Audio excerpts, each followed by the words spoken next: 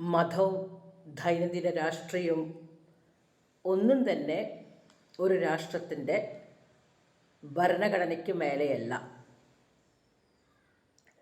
എല്ലാ ഇൻസ്റ്റിറ്റ്യൂഷൻസും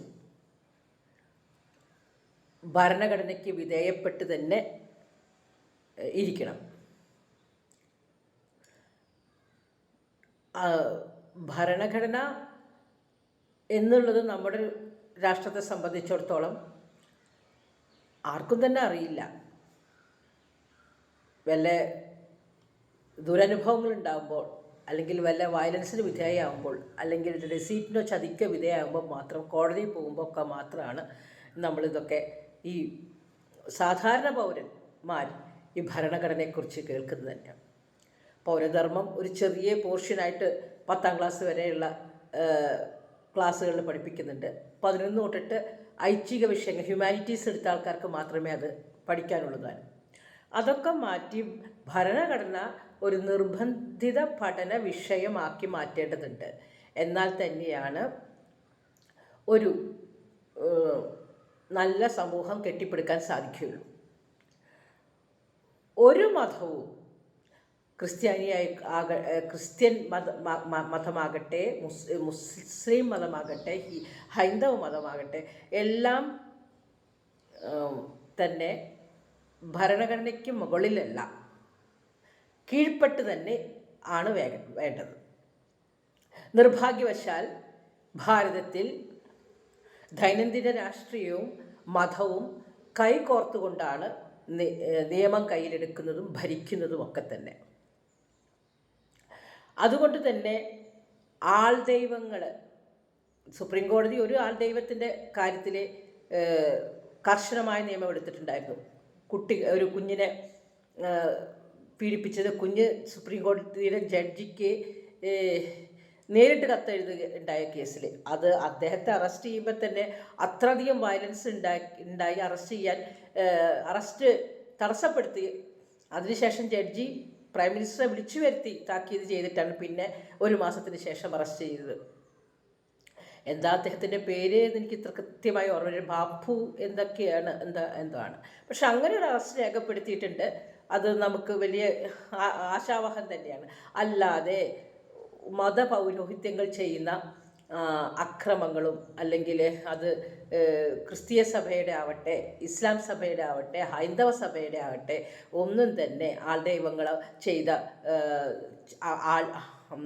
അവിടെ അതിൻ്റെ മറവിൽ നടക്കുന്ന, വിശ്വാസത്തിൻ്റെ മറവിൽ ആൾദൈവങ്ങൾ കാണിച്ചു കൂട്ടുന്ന നെറികേടുകൾ പലതും ഉണ്ട്. അത് അവിടെ ഒന്ന് കയറി നോക്കാനോ, അവിടെ മനുഷ്യാവകാശ ലംഘനങ്ങൾ നടക്കുന്നുണ്ടോ, അവിടെ എന്തെങ്കിലും അന്യായങ്ങളും അഴിമതികളും നടക്കുന്നുണ്ടോ എന്നൊക്കെ നോക്കാനായിട്ട് ധൈര്യപ്പെടുന്ന പോലുമില്ല സംസ്ഥാനങ്ങൾ ഭരിക്കുന്ന അധികൃതരൊന്നും തന്നെ.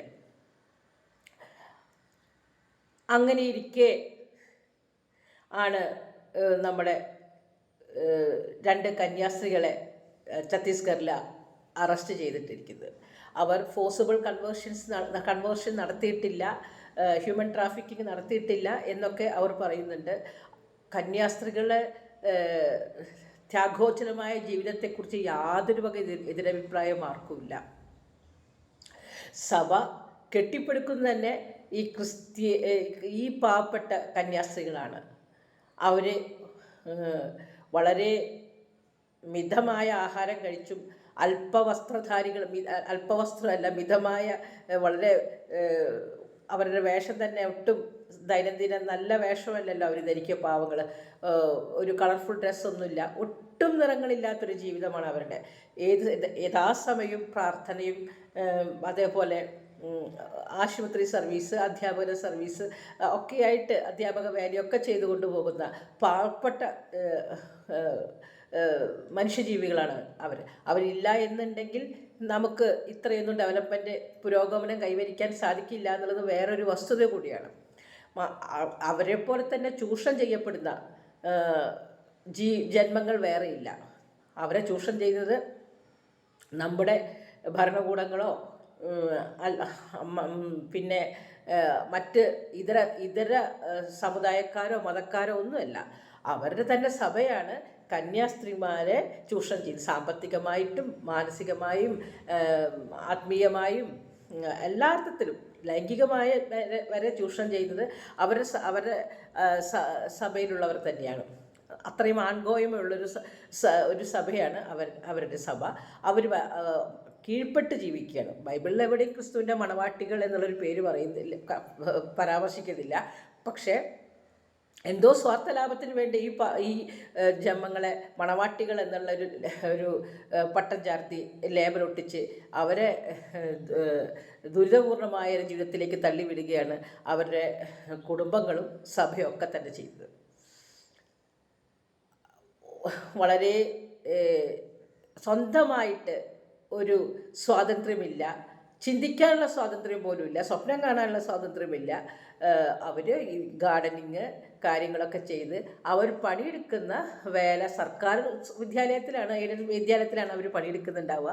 അവരുടെ ശമ്പളത്തിൽ പോലും അവർക്ക് അധികാരമില്ല, അതും സഭ എടുക്കും. പക്ഷെ അച്ഛന്മാർക്ക് അങ്ങനെ ആയിരിക്കില്ല,